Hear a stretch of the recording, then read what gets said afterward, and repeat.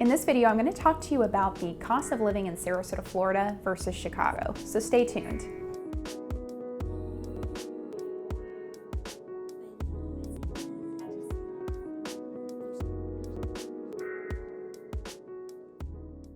Hey everyone, Moriah Taliaferro with Premier Sotheby's. If this is your first time to the channel, be sure to check out our other videos. We're doing videos each and every week about what it's like to live, sleep, eat, work, and play in this gorgeous Sarasota, Florida. If you have not yet subscribed, be sure to subscribe and click that little bell so you're notified each and every time a new video comes out. We're working with people from all around the country and the world who are looking to move to Sarasota, so if you're in that process, be sure to subscribe to our channel, but also to reach out to us by text, email, phone call, however you want to do that. We're here to be of service. So let's dive on in and talk about the cost of living in Sarasota versus Chicago. Sarasota is pretty much known as being a large Chicago suburb. That's primarily driven by the fact that you can get to Sarasota, it's a straight shot. You can also fly here, direct flights through various airlines. So we have a tendency to have a lot more Chicagoans here than on the east coast of Florida. So also a big driver is the weather. Everybody knows that Florida has the best weather. Our average temperatures are about 73 degrees. And when you're dealing with crazy storms and snowstorms, rainstorms, wind, it's just not an ideal scenario and you want to come to Florida, understandably. But another big component are the taxes. So let's talk about the taxes in Sarasota, in Florida particularly, and in Chicago.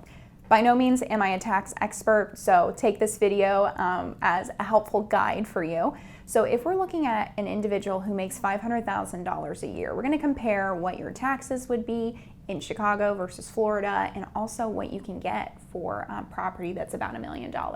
So the overall cost of living index in Florida versus Illinois is about 4% less. So it's not a big difference. So that would be your groceries, transportation, living expenses in general.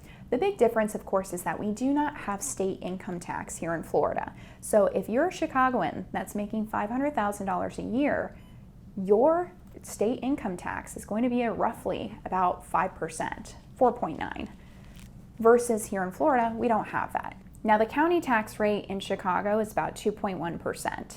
In Sarasota in particular, our average tax rate is about 0.8%. So if you're an individual living in Chicago making $500,000 a year, you don't have to have me tell you this, you already know what your take home is.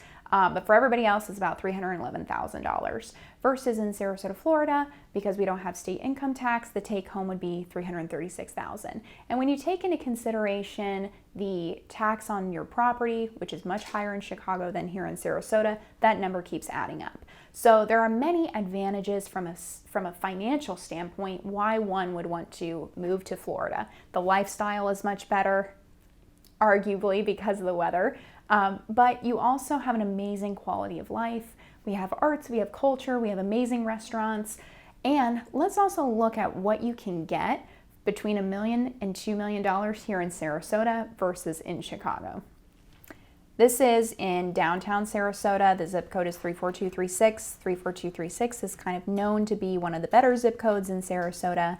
So as you're probably looking at this, everything is pending. That's just because inventory is incredibly low right now. But this just gives you an idea on what the overall offerings are. The first one here is a condominium at the Ritz-Carlton. This is a condominium at a brand new modern building called The View, where you have unobstructed, gorgeous views. More videos on that to come. Again, Ritz-Carlton. This one here is called Beau Ciel, and Beau Ciel is a boutique building overlooking the water and a beautiful bayfront park.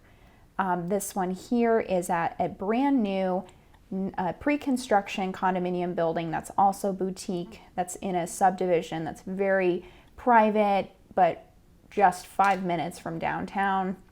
And then you can also get a beachfront condo where you walk right out your door and you're right on the beach. So there are a number of amazing condominium options.